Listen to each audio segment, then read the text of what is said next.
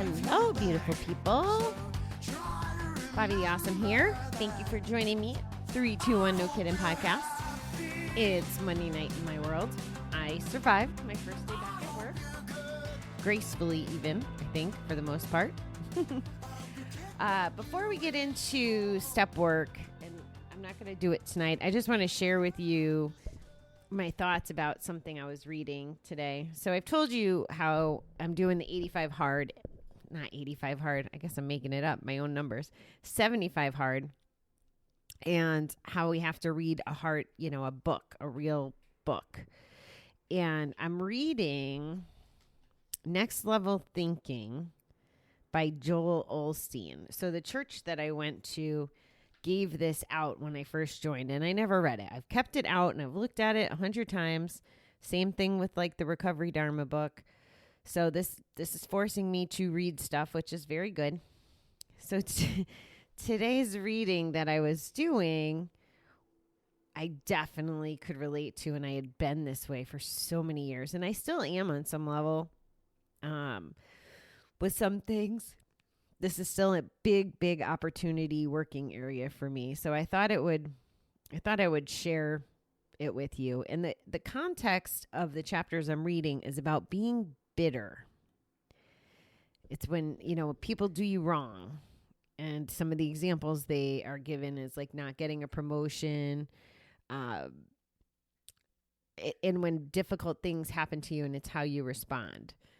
And it says, bitterness poisons your attitude to the point where you see everything in a negative light. You can't enjoy life. There's always something wrong. Bitter people don't have good relationships and are evenly offended. They'll jump down your throat on the smallest thing. It's the bitterness coming out. And boy, I have this. I don't like it. And I think that I'm past a lot, but I even use that word a lot. It's like, oh, I'm not bitter, which is my sarcasm, which is part of my MO, if we're thinking back to Neil's episode. And then the fact that I'm aware that I'm bitter about certain hot topics. And some of these sentences are so powerful. Bitterness can keep you from your destiny. One of the examples he's talking about is people who are bitter over something that happened 30 years ago. So really funny. I had talked to you guys about something with my mother. I don't even know if I identified her as my mother, but something with this Barbie doll issue from years and years prior, like 50 years, more than 30. And she heard it today and texted me. She's like, oh, this made the episode. And she kind of got a kick out of it, I think. But to hang on to that stuff for so long, it happens to the best of us. And hanging on to it is no different than hanging on to the guilt, the shame, the hate, the despair, all those other things that I tell us that we don't have to keep in our bucket and that we shouldn't have in our bucket because it drags us down. But yet bitterness is one of the ones that I try to hang on to. And so I'm just going to call out some of these powerful things that Joel Osteen says. The more you dwell on it, these situations from the past, the more you relive it, the more you let it bother you, the deeper it gets rooted into you. So if we operate with bitterness the way we do on other situations that we talk about, like this morning, for example, I got really cranky really early. I really struggle with I struggle with a couple of the people I work with, but there was a moment today where I totally got frustrated, and I am a little bitter on this topic because no one seems to listen to me and will help me. There's two topics that no one will seem to listen to me or help me on. So maybe I'm completely wrong, and that's fine. And maybe I've even handled things wrong around these two topics. I don't know for sure, but there's two things that really, really light me up. And one of them happened relatively early. And I could feel it wasn't that the situation was that horrible today. It's that the bitterness of all this time of all these things happening over and over again is what's creating this deep rooted like frustration and anger whenever something little in the same context happens. Well, who am I hurting? I am not hurting them. I'm hurting me. I'm getting frustrated. I'm getting my pissy pants on, and I'm staying bitter about this stuff. So I need to do a better job, which I love when I tell you guys things because it challenges me to be aware of it and to try to move through things. And maybe I will, maybe I won't. You know, I'm on my journey too, trying to grow and change and evolve. And just because I say it doesn't mean I can fix it overnight. But essentially, I need to let it go. Just like 12 steps say, you know, let go, let God. That could be the context of this book. Just like I say to you about things that are hanging into your bucket, dragging you down, weighing you down, filling your bucket, filling your suitcase, just waiting you. Let it go. It's not serving you. So does it serve me to get upset about this person's performance or how these things have played out? No. Like I'm literally, my job is supporting me and I should be really grateful that I have this job and it's supporting my dreams. And I'm watching the puppy. She's like trying to get into trouble behind my printer. She was such a saint today. Like I babysit my neighbor's dog and she was just perfect today up until now. Now she's getting anxious. Her mommy's coming home soon. Anyway, I totally digressed. So I need to do a better job of practicing what I preach as far as when bitterness is concerned. I'm scanning the book because I just really like this chapter. It's pretty good when I'm reading things. And this is a real easy book to read.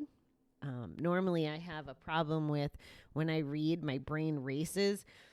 And to be completely honest, like Recovery Dharma, I couldn't have told you what that book said. Not one little piece of it until I worked with you guys on it on air. I had no idea what the book was even about. So it wasn't until I slowed down and really broke it down. And this book, I seem to be able to, I can't tell you what I read yesterday, but I can tell you, you know, things that impacted me today. So again, more self-improvement. I want to be a good reader. I want to retain the information I'm learning. So it's all work, moving the needle. All right, I gotta find out what she's doing. She just loves chewing on wires. And since we're in my podcasting room, I want to make sure she's not eating my stuff. She ate her mommy's telephone cord over the weekend, so not good. Okay, so a couple other little thoughts about bitterness. Just because you've been through loss doesn't mean you're not going to win again. So hanging on to, you know, for example, when I was entered that speak off this year, I didn't place at all. You know, I could be bitter about that, or I can practice and get better for next year. That's how the winner that won this year won. He did it the year before and he practiced and he was like, I'm going to be dynamite and I'm going to win. And that's exactly what he did. When you're tempted to be bitter, one of the best things you can do to get your mind off yourself and go be a blessing to others. So yeah, this is definitely one of the points that I wanted to mention is if you're trying to be of service and you're trying to help someone else, you kind of don't have time to be bitter, or you don't have the focus of being bitter. I probably should have waited until she went home to talk to you. I'm sorry. So again, it's another emotion that aligns with the things that we're already chatting about. As far as, we don't hang on to the noisy, negative, yucky emotions. How's that for a nice fancy word? Yucky. And bitterness definitely falls in this bucket. So just like how we can't feel like hate and love at the same time. If we're sending love, we can't be feeling hate. If we're doing good service and we're trying to help other people, it's really hard to pay attention to staying in our, I call it like pissy pants. That's a big place. I think that bitterness keeps me is in my pissy pants. And who the hell wants to be in pissy pants, right? All right, beautiful people. She's totally making me a little crazy trying to babysit and talk to you. So I am going to go continue my babysitting duties. But thanks for being here with me. And if you could, I love this. I was looking at another podcaster in the gambling fields, his show notes, and he had said it's not about ego, but asking for reviews is a tool to help us reach other, gamblers and people that may need to hear the show. So if you could, please subscribe, rate, review the show. Any or all of the above would be greatly appreciated. I just found out that I Googled gambling podcast, and there was this place that said, top podcast of 2020, and come to find out I wasn't even in that directory. So I'm always trying to make sure that I could be found real easily, because you never know who needs to hear what, is kind of my feeling. So you can help me with that, and I would appreciate it. All right, beautiful people, I will chat with you in the morning. I hope you have a great rest of your day. We'll talk soon. Thanks.